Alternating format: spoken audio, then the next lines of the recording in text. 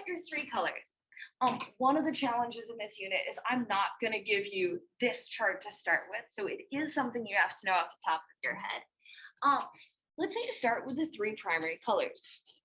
They're the three primary colors because those are what the cones in your eyes are made of. From there, we'll get the subtractive primary colors or the complementary colors. When I add green and blue together, what color do I see?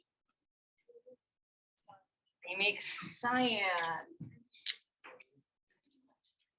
Red. What do red and blue together make? Oh, you're so good. So what I did to make this chart is I start with like the red, green, and blue. And sometimes I change the order. Doesn't super matter where they are. Then I go through and I show my additive color process. So what goes in this box? Yellow. And when my brain sees all of those together, the intersection in the middle is what color? White. Okay. Now that process is good if an object emits light, right? But most objects don't emit light. Most objects are subtractive. New word, subtractive. It's going to mean that your object or filter absorbs some of the light. And it absorbs the colors that they aren't made of. So let's say you start with white light, it's red, green, and blue. An object or filter could absorb some of those starting colors, and whatever you're left over is the apparent color. So have you noticed that yellow, cyan, and magenta, those three colors come in a set that you might have seen before? Where have you guys seen these three colors before? Cartoon Network. Cartoon Network or printers.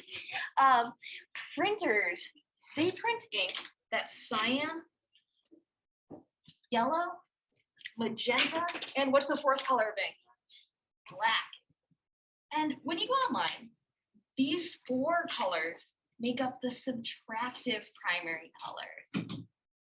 The reason you need to add black in a printer is because usually the pigment for yellow isn't perfect. And if you mix cyan, yellow, and magenta with the best chemicals we currently have, you still need to add black in order to make true colors. When you mix them together, cyan, yellow, and magenta make like a muddy gray brown. They're almost perfect. So if you've seen this called the CYMK color process, that's C for cyan, Y for yellow, M for magenta, and K for black, knowing that it can't be B or BL because those are for blue. Okay.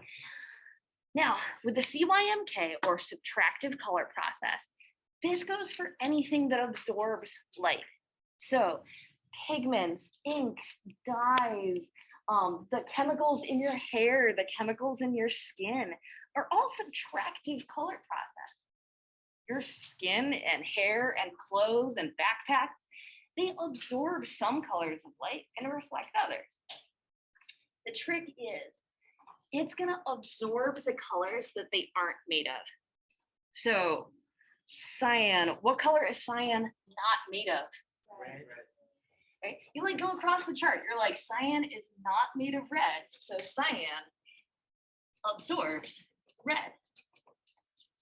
I know you can't see the yellow very well. What color does yellow absorb? Blue.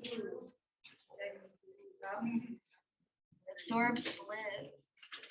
All right, what color does magenta absorb? Green. Green. And these are the primary colors of ink because each one of them absorbs one of the primary colors of light. What does black absorb? Everything. So someone was saying, like, is this why when you go out in the sunlight, if you wear black, like it makes your shirt really warm? Yeah, because think of like the black color will absorb all the light, turns it all into heat. So like when I go in the sun and I like touch the top of my head, it's always like super warm because it absorbs almost all the sunlight. This absorbs all the colors, red, green, and blue. So think like it subtracts those colors out of the incident light that hits an object. Okay, now the other ones, red, green, and blue, those do absorb light as well. Like this red marker is made of red, so absorbs every color that's not red, right? So it absorbs orange, yeah, but it also absorbs green and blue. So if it's not one of the primaries, let's say it is red, red absorbs all the things it's not made of. Red absorbs both green and blue. What colors would blue absorb? Yeah, blue is like, we only want to let blue through. So it would absorb green and red. Okay, so with that pattern, knowing that it absorbs the thing it's not made of, if it's an object can reflect light off of it. So like the little green popsicle sticks, they like reflect light off. Lunch wait 4 is beginning at this time. Please report to your assigned location for lunch wait 4. Thank you. So like this green little tab on the popsicle stick, it absorbs red, it absorbs blue, it reflects green. A filter does the same thing, except instead of reflecting, like light hits and bounces off, it transmits. It lets the light through. So this is the last thing. How we do this color process. We call this last thing apparent color. If I give you a problem with like a certain color of light and a certain object and a certain filter, we want to go step by step to figure out what color you would see. So how about, for example, one, can someone name me a secondary complementary color that you like? Let's go with magenta. I heard pink, so magenta's like pink. And how about, huh? Like, what kind of light is? Oh, I know pink has red with small amounts of green and blue.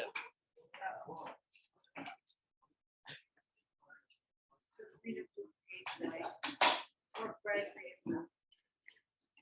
All right, guys. So let's say I have my problem here. An apparent color problem is going to start with a light, have some sort of object, and may or may not have a filter. So let's say that I'm given this as my starting point. If I have magenta light, a red object, what color do I see? I'm going to systematically look at this. And I do that by starting with the light.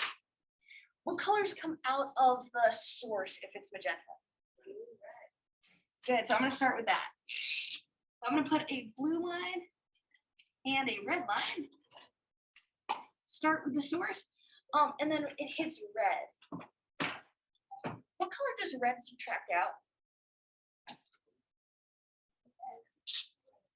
Red subtracts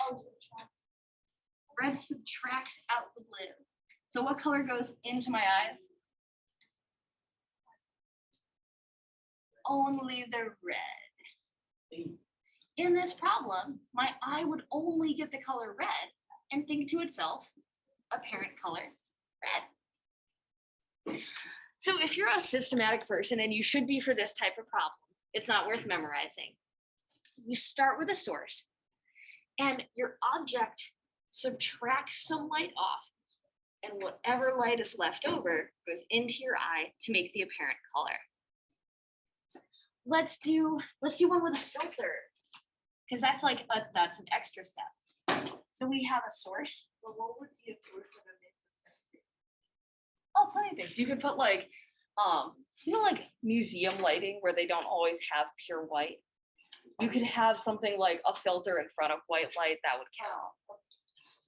Yes. Or like the LEDs, like my moon back there, where it would like make some secondary color of light. All right. So let's say I have a problem where I start with a white light source, and I have a oh gosh, yellow object and a blue filter. And we want to see what light goes through. So if it's a white light source, what colors of light do I start with? All of them. So I'm going to draw one blue, one green, one red, and that'll be my source to start. But now this light hits a yellow object. What color does yellow absorb? Blue. It absorbs the color it's not made of. So yellow subtracts out the blue. All right, so then that means red and green still get reflected. So green gets reflected to the filter. Red gets reflected to the filter. What colors make it through the filter? None of them. Blue absorbs both green and red. So there's no colors that make it through the last step. And this apparent color is black. So let us summarize this problem-solving method. You start at the source and draw some combination of red, green, and blue for your source. Your source makes the light, so that's your additive colors of light. Your object is going to absorb some light and reflect others. So there's my reflection. A filter is going to absorb some colors and transmit others. There's no transmitted light here. So the final color that you see is black.